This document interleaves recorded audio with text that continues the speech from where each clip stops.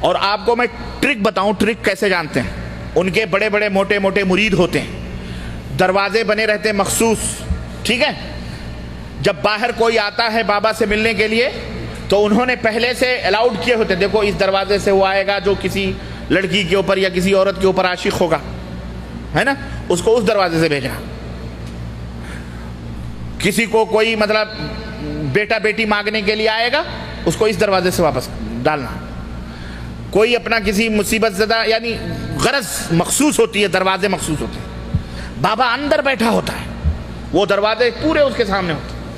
اب جیسے ہی کسی دروازے سے کوئی بندہ آتا ہے، پہلے سے وہ پوچھ لیتا ہے سامنے مریدین، ہاں کس لیے آئے بھائی، کیا بات ہے؟ بھائی ہمارے ساتھ یہ مصیبت ہے، مجھے بیٹا نہیں ہوتا، مجھے بیٹی نہیں ہوتی، ٹھیک ہے؟ اچھا ٹھیک ہے، بابا سے ملنا، اس دروازے جائیے۔ وہ اس دروازے سے جیسے داخل ہوا، اب وہاں جب اندر پہنچتا ہے تو بابا تو جانتا ہے نا اس دروازے سے آنے والا کیا غرض لے گیا۔ اچھا بچے نہیں ہو رہے ہیں، اور اتنا، ارے سرکار کو کیسے معلوم ہو گیا؟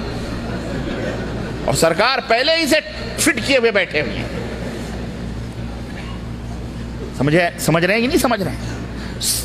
اچھا یہ بات ہے، تم مقدمہ نہیں جیت رہے ہو، کوئی بات نہیں، آؤ وہیں، ارے اب تو ہمارا کام ہو گیا۔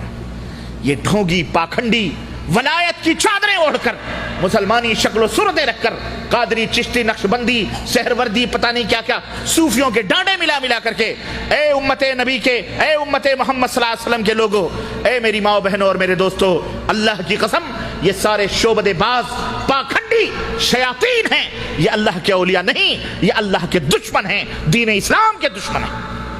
ان کے ساتھ کبھی ساز باز نہ کرو، بچہ مر جائے مر جانے دو، لیکن اللہ کے ساتھ کبھی شرک نہ کرو۔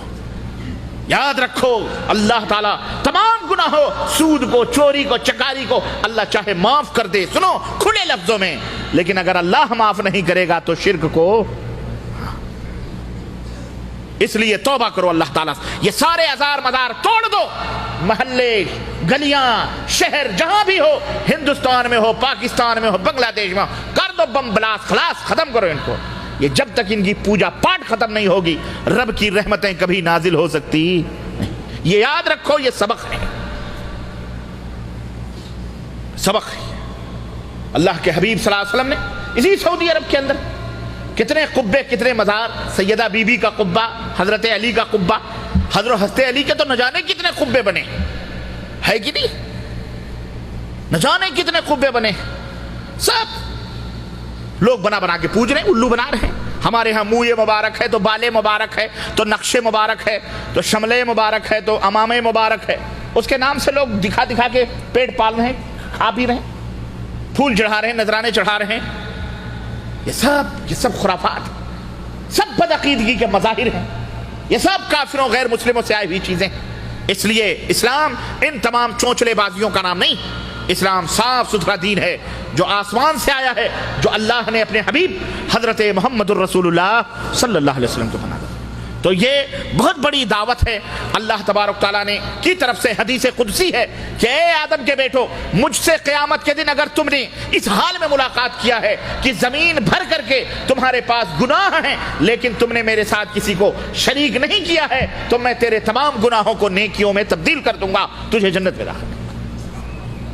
اللہ ہم سب کو ہمارے گناہوں کو معاف فرمائے اور ہمیں شرک جیسی لعنت سے اللہ تبارک تعالیٰ محفوظ رکھے، اور تمام امت مسلمہ کو شرک کی لعنت سے اللہ تعالیٰ محفوظ رکھے، آمین یا رب۔ اور سنو، اللہ کی رحمتوں کے محتاج ساری مخلوقات ہیں، ساری مخلوقات اللہ کی، انبیاء ہوں، رسول ہوں، پیر ہوں، شہید ہوں، جو بھی ہوں، سب اللہ کی رحمتوں کے محتاج ہیں۔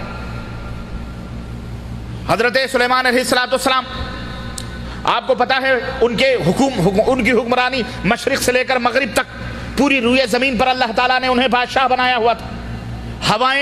ہواؤں کو حکم دیتے تھے، ان کا تخت لے کے ہوائیں اڑتی تھی۔ آج لوگوں نے پلین بنایا ہے، سلیمان علیہ السلام بہت پہلے پلین اڑا چکے ہیں۔ یہ پلین تو بغیر ڈیزل اور بغیر پیٹرول کے نہیں چلتے، وہ بغیر پیٹرول کے چلتے تھے۔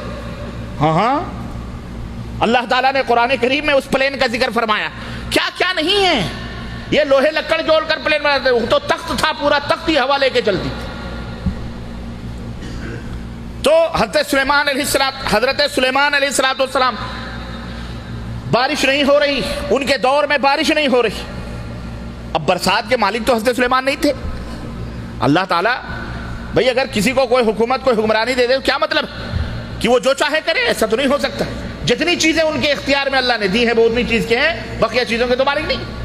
حضرت سلیمان علیہ السلام تمام فوجیوں کو لے کر کے جنگل میں نکلے اور کہا چلو اللہ تعالیٰ سے دعا کریں کہ بارش ہو جائے. روایتوں کے اندر آتا ہے کہ حضرت سلیمان جب میدان میں دعا کرنے کے لیے پہنچے تو تمام فوجیوں کا ٹھہر جاؤ، میں ایک آواز سن رہا ہوں اور لوٹ چلو، اب دعا مانگنے کی ضرورت نہیں ہے. کہا کیوں؟ کہا میں نے ابھی سنا ہے کہ ایک ننھی منھی چونٹی